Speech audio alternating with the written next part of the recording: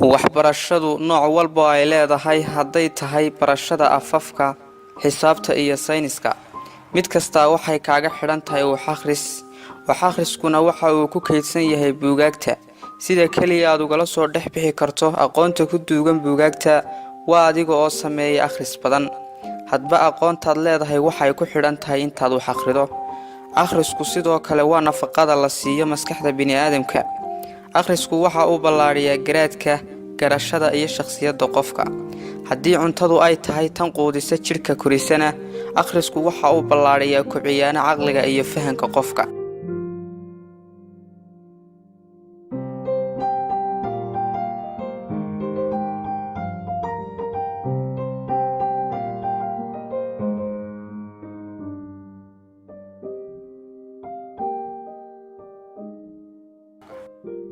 akhrisku waxa uu kobciyaa xasuusta qofka, wuxuuna daawo u yahay cudurrada ku dhaca dadka waaweyn sida asaasiga.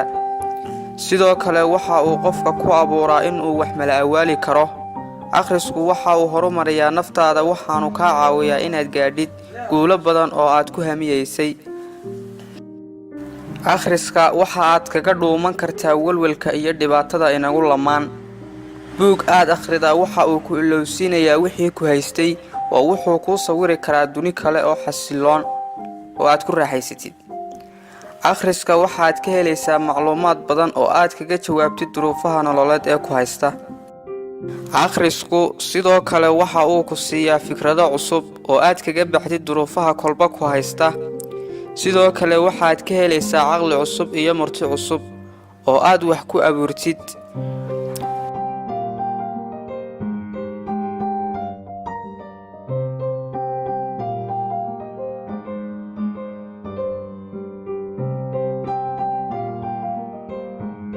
buugta waxaa ku kaydsan afkaaro iyo aqoon wixii dunidan soo martay. akhrisku waxa uu ku siinayaa fikrado cusub oo aad kaga baxdid duruufaha kolba ku haysta. waxaad ka helaysaa caqli cusub iyo murti cusub oo aad wax ku abuurtid. buugta waxaa ku kaydsan afkaaro iyo aqoon wixii dunidan soo martay. akhrisku wax aan suuragal ahayn ayuu suuragal ka dhigaa. waxa uu kuu fududeeyaa qabashada waxyaabo aad lahayd suuragal ma aha ama aan caqligaaga soo gelin. maahmaah ingiriisiya baa tidhaahda hal buug oo si fiican aad u akhridaa waxa ay la mid tahay sidii aad dib u qortay buuggaas. haa, waa run haddii aad buuggaas dhuuxday oo aad si fiican u fahantay xikmaddii ku jirtay. haddii aad akhridid buugaag fiican waxa ay la mid tahay adiga oo la doodaya mufakiriinta iyo aqoon-yahanadii dunidan soo maray. haa, waa dhab, akhristuhu waa sidii qof dayaya inuu la sheekaysto oo xaal waraysto mufakiriinta iyo aqoon-yahanadii dunidan soo maray, kuwii dhintay iyo kuwa noolba, oo ay suuragal noqotay inuu la kulmo.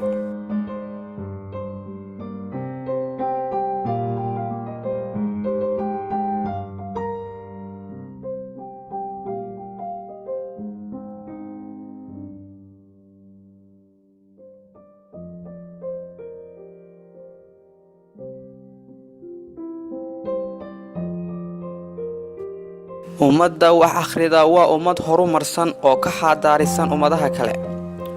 ummadaha horumaray waxa ay caan ku yihiin maalgelinta aqoonta iyo goobaha akhriska.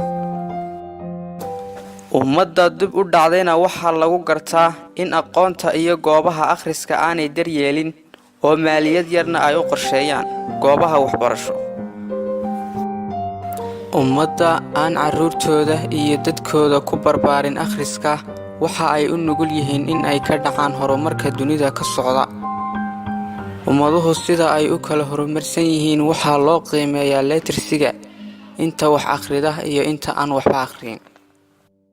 cilmi baadhis laga sameeyey dadkii ugu caqliga iyo aqoonta badnaa adduunkan ee soo maray ayaa waxaa la ogaaday in ay hal shay ka sinaayeen oo ay ahaayeen dad wax akhriya oo joogteeya.